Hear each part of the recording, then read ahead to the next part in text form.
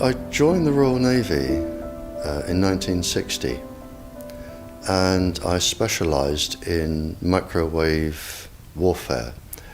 Radar, obviously, which uses microwave, but they don't just teach you radar, they teach you all about microwaves and other uses. So I understood about microwave warfare and how it can damage people, how it can harm people. And when I finished with the Royal Navy, I was also a diver in the Royal Navy. And microwaves are used in underwater mines as booby traps. Which actually got me interested, because I was actually taking a bomb to pieces underwater, and it was too complicated. And I brought it to the surface, and my partner that was on the surface said, "Don't be an idiot, take it back down." He said, if somebody's beaming you with microwaves, they'll go right through you, and as you open the casing, trigger a photoelectric cell, and it'll blow all of us up. And he said, if it doesn't go through to the bomb, it'll aim it at your head and make you make a mistake. And that's really got me interested from that point, because I thought, well, how can microwaves going into your brain make you make a mistake? I asked a lot of questions. I have a very curious brain. And the forces, they're very good at explaining things and telling you things. So I did that, and I also did a medical course while I was in to help me understand everything. And when I left, a small part of my job was to question captured agents, spies, terrorists, because microwaves then were used as weapons, as they are today. It is a perfect stealth weapon. And when governments don't like a group of people, for instance, the ladies who protest at Greenham Common in England about the American missile base they camped, they were microwaved. We microwaved Catholics in Northern Ireland to make them sick. It goes on all over the world. And it's a weapon that you don't know you're being targeted, because the dose is very, very low, which is actually more dangerous than a high dose. It's very, very low, and it may take a year or two, but you can cause neurological damage and cancers with low-level microwaves, and you can make all your opponents sick. It's a perfect weapon for a government to use. So that was going on, and I gathered all the information about that from people who were captured from other countries to find out what technologies they had, what pulse frequencies they used. But as I said, it was only a small part of my work, but because I was highly trained in it and I was useful, it just became a part of my working structure, along with master criminals and terrorists and all sorts of people that I found incredibly interesting, actually, to talk to. Very, very interesting. And then when I left there, I took a job teaching, and I taught advanced level physics, and I specialized in nuclear and atomic radiation, and again microwaves. And I've just always been in microwaves. And then it was a doctor. I went to see a doctor once, as most teachers do, with a sore throat. And he said, as most doctors do, it's viral, there's nothing I can do for you. And I was leaving, and he said, hang on, Barry, he said, you're a physicist? And I said, yeah. And he said, can you explain something?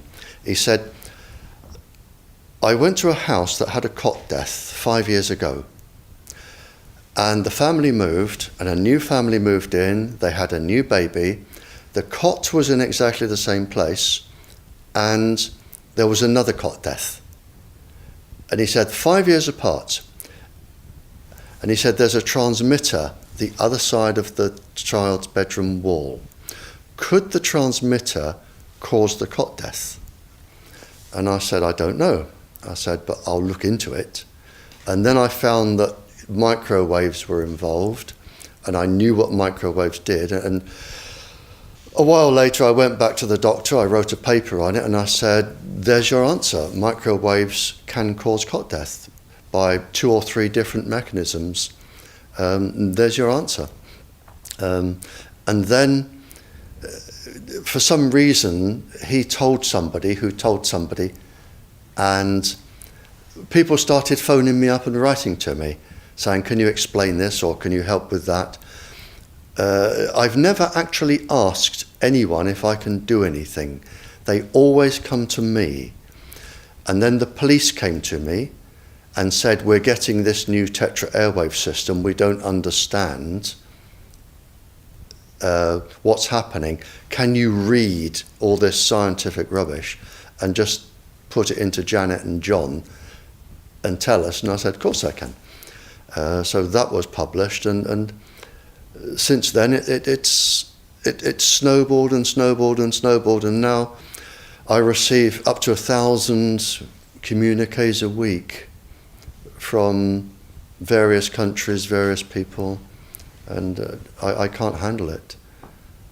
So, and I'm here now because somebody asked me to come here. Wi-Fi, I think anyone who puts Wi-Fi into a school should be locked up for the rest of their life.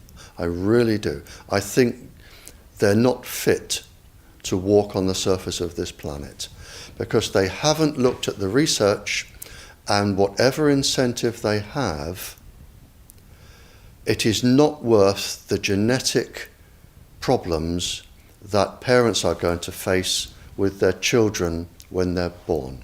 And if you think of a single parent, a mother, who has a genetically deformed child, that particular mother will feel guilty because she gave birth. She will feel guilty, and she will be worried every single second of every single day for her life. She will worry that the child won't marry. If the child can marry, she'll worry that the children will carry the disease, which they will. She will worry when she dies who will take care of them. So you are condemning both the family and the children to a lifetime of absolute hell. And this is already published. It is available to look up. It's what I call intentional ignorance. They are offered some sort of incentive, and they think, oh, this is going to be good, we'll have it. Now, the problem is, imagine you are a 15-year-old schoolgirl. All of the 400,000 eggs in your ovaries were with you at birth. They're not fully developed, but they're with you. They are 10 times more susceptible to radiation than all of the other DNA in the body. And scientists don't realize that. They don't read all of the papers as I do. So you have this highly susceptible genetic material which is going to make your children. And you are irradiating it because Wi-Fi's, they are transmitters as well as the routers, as well as the ones either side of you. They are all transmitting at this height through your ovaries. So you are risking the damage, the DNA damage of your child every time you sit down and you use Wi-Fi. And it's like saying, if I smoke a cigarette, which one will cause the damage? The answer is I don't know. It could be the one today. So you now have a child that has a probability of being genetically damaged. But the real damage is when that child grows up. You have genetic material in your ovaries which could be damaged. Now, the real problem comes, so you have a child that could be born genetically damaged, but the real problem comes when you become pregnant. If you are a teacher or a mature student and you become pregnant.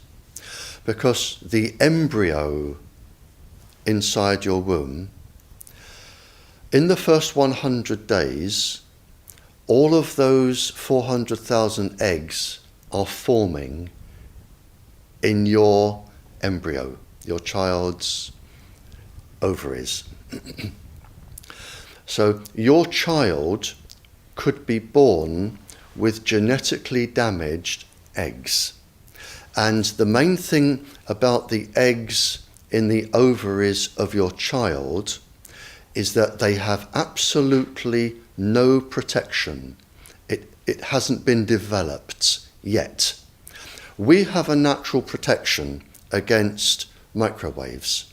It was developed since the Stone Age against thunderstorms and massive amounts of radiation coming into our body.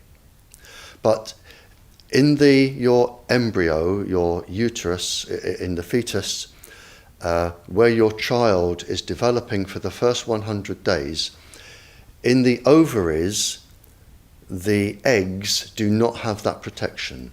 So they are at maximum risk from radiation. And for the first month or so, you wouldn't even know you were pregnant. You wouldn't even be taking precautions. That is the main danger area. So you give birth to a daughter, but her ovaries are now contaminated. She may be normal, she may be genetically damaged, but her ovaries are at the most risk.